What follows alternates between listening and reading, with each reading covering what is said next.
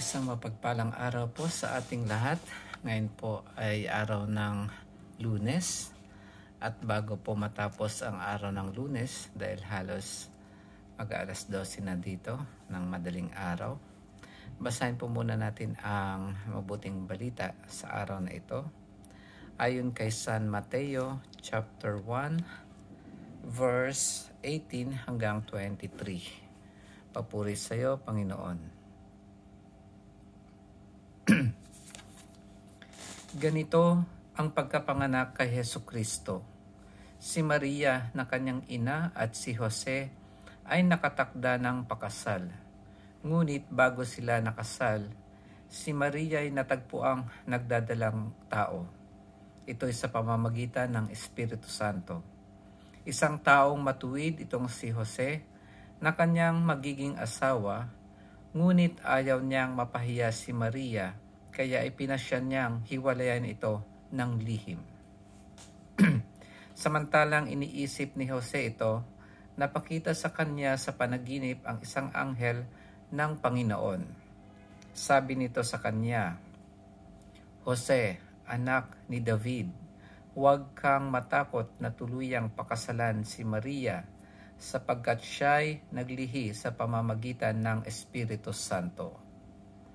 Manganganak siya ng isang lalaki at ito'y pangangalanlan mong Jesus, sapagkat siya ang magliligtas sa kanyang bayan sa kanilang mga kasalanan."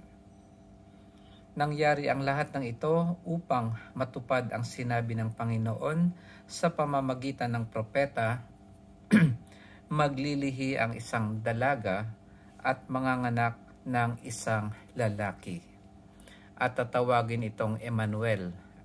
Ang kahulugay, kasama natin ang Diyos. Ang mabuting balita ng ating Panginoon. Pinupuri ka namin, Panginoong Hesukristo.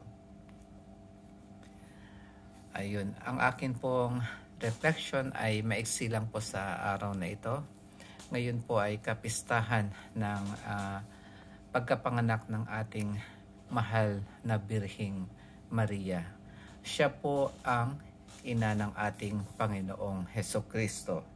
At ang sabi dito sa Exodus chapter 20 verse 12, ito yung panglimang utos. "Igalang ninyo ang inyong ama't ina. Sa gayoy mabubuhay kayo ng matagal sa lupaing ibinigay ko sa inyo." Ito yung pang-limang utos na may kalakip na pangako na kapag ating iginalang ang ating ama at ina ay magkakaroon tayo ng mahabang buhay.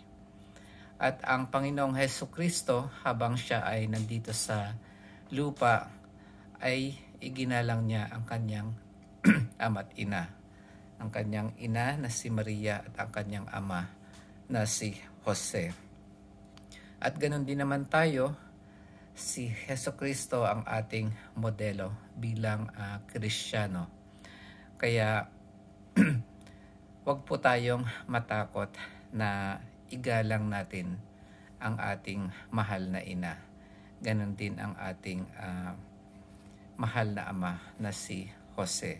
Sabi nga dito ng anghel na nagpakita kay Jose, sabi niya rito,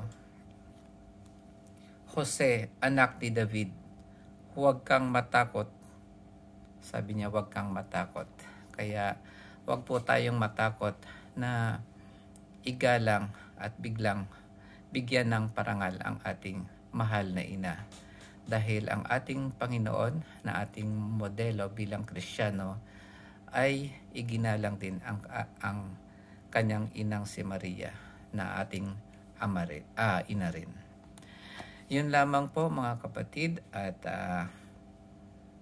magkita-kita po tayo bukas sa araw ng Martes. Pagpalain po ulit tayo ng may kapal. Amen.